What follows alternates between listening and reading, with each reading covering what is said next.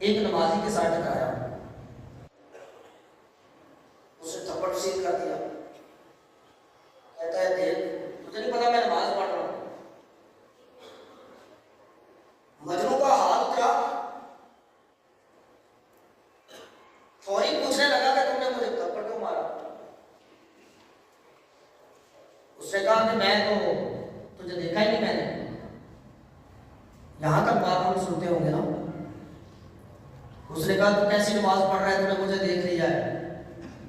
तो मैं लैला की मोहब्बत में गुम हूं, मुझे तो नजर नहीं आया। बात ऐसी नहीं है।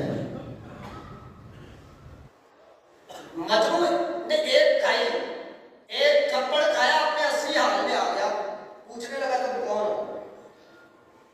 यहां सारी जिंदगी हाथ पुकारते हैं लेकिन असली हाल में नहीं आते। जो पी होती है ना वो नजर उतरता ही नहीं है। इसकी अमली मिसाल हमारे सामने हजरत मियां साहब के साथ है। खानदानी मुखालफतों से लेकर दोस्तों की दूरी तक सबको जीत लिया ना, सबको जीत लिया, सबको अपना बना लिया, सबने उनके दायमी हाल को माना।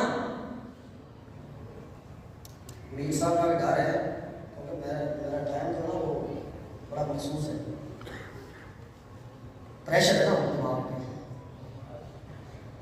तो सबने उनके हाल को माना। ये है नमाज। इसे कहते हैं नमाज का कायम करना।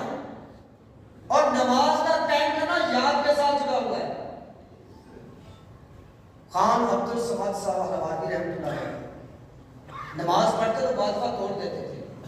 किसी ने पूछा हुजूर बार बार तोड़ देते हो, तो कहने लगे टूटती है तो तोड़ देता हूं।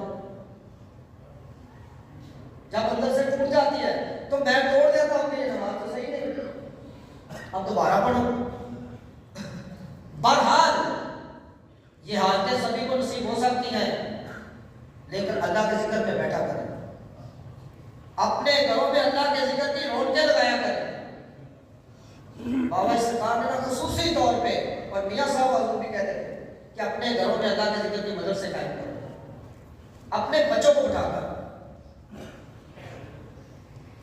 अपने बच्चों को बिठाकर अल्लाह के जिक्र की मदद से कायम करो। इससे बरकत उतरेगी। अहले जिक्र के फज़ाइल बहुत ज्यादा। ये बात ऐसा होता है कि महफिल जिक्र जहां लगी होती है, घर से जिक्र करने आया बैठा वहां पे है, अरे इधर आके बैठ, मैं तुझे बताता हूं कि इधर बैठने से तुझे क्या मिलेगा। अल्लाह के नबी सल्लल्लाहु अलैहि वसल्लम ने फरमाया कि अहले जिक्र